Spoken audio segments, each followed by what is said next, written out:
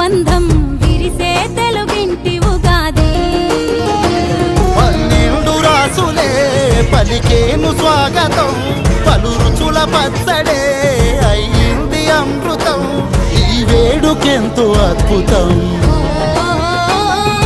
కోయిల పాటల సంగీతం, కొమ్మారెమ్మల కోలాటం,